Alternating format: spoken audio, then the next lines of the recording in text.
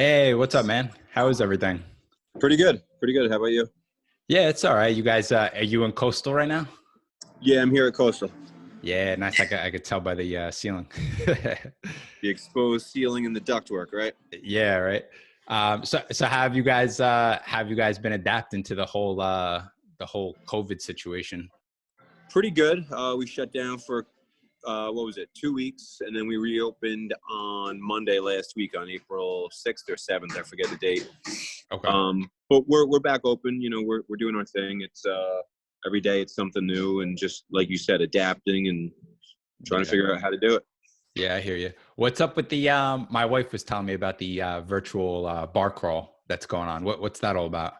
Yeah, so we did one last Saturday. We partnered with the Tap Room, so it was Coastal Verde and Tap Room.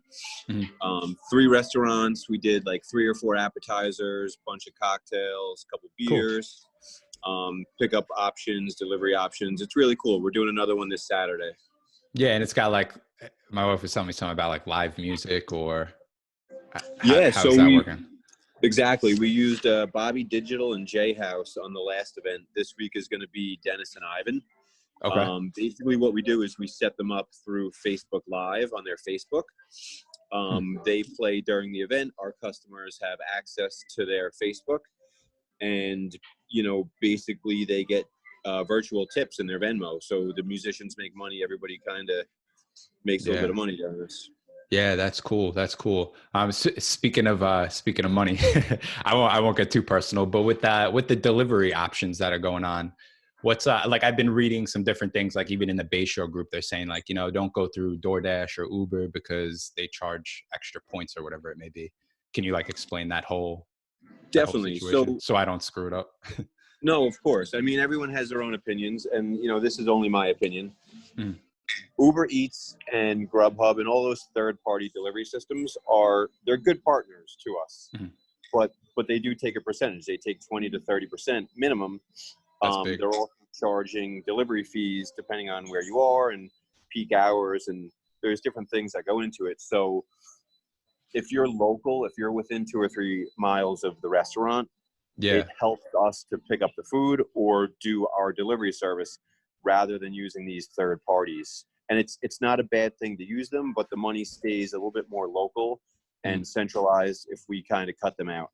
Yeah, I hear you. Yeah, I mean, listen, 20, I mean, I don't own a restaurant, but 20 to 30% seems like a not the most fairish chunk on your end. No, it's a lot of money. It's pretty much the margins that you make as a profit.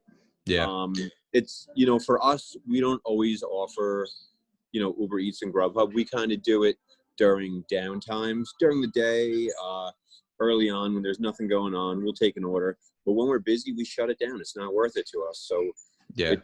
it's just so much better to offer the services in house, like Mhm. delivery and pickup, and keep that 20 to 30%.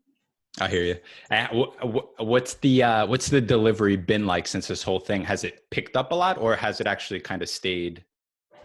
So I gave a quote to Yelp and a couple Mhm. other platforms earlier today, and I was going through some numbers. We went from less than 1% delivery and takeout, less than 1% of our sales, Yeah. to 100% of our sales being takeout and delivery overnight. Wow. Overnight. So that's a 99% jump that we had to adapt and figure out how to do this. How do we get people food? How do they pick it up? How do we deliver? Yeah. And our whole business was just kind of flip-flopped, upside down. Yeah, for sure. Is it the same thing over at Verde? Yep, same exact thing, same Yeah. same concept. Cool. What else you guys? So you guys have the virtual crawls going. You obviously doing the change up with the delivery.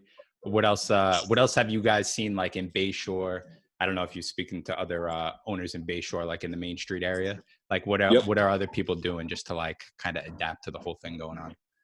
anything and everything. Yeah. Everybody's doing their best to adapt and kind of stay current and stay relevant. Yeah. So, discounts are kind of mandatory right now because everybody's doing pickup and takeout. Yep. The way I see it, we can get a certain price in the restaurants when we're bussing your table, when we're taking your order, when there's TVs and music. So without the ambiance of being in a restaurant, you have Mhm. to discount your prices. You have to attract people to you but it's a fine line because if you discount too much, you can't pay your bills. Yeah. Yeah, that's So true. everybody's discounting. Everyone's doing the virtual music and the virtual bar crawls. We're actually working on Cinco de Mayo events right now for both restaurants, which we're going to do a virtual Cinco de Mayo. We're going to do taco, margarita, burrito packages. We're going to try to have as much fun as possible. It's only 3 weeks away, and there's no way we're going to be open to the public by then. Yeah. So we're just doing our best to kind of stay current with what's going on. Yeah, no, I hear you, man. My wife works in Manhattan. They just told her today that Cuomo issued another statement saying that they're going to push it to the 15th now. Right, next month. May 15th. Yeah, so now we got a whole nother month. What about Bayshore? Have you heard anything as far as like it's still just unknown, right? Like nobody knows when the return's going to be, right? Nobody really knows. For us, we're settling into this routine and it's become the new norm. Yeah. And we're keeping people employed. We're paying our bills. We're not really making much money, but we're not losing money. We lost money those 2 weeks we shut down, but it just is what it is. You just got to make the most of it and you got to adapt. And then when things get better, we'll jump back into it. Yeah, no, I hear you, man. It's been quite the ride, especially for me too. I just opened up a business about 2 months ago. So, it was quite the time to open up. But I'm learning as we go. Have you looked into any of those? Only because I've been hearing so many different things about those the SBA loans, the PPP loans. Yep. Have you or anyone in Bayshore looked into those at all to see what they cover exactly and whatnot?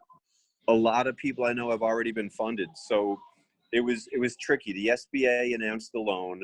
They were doing it through the banks, not the SBA.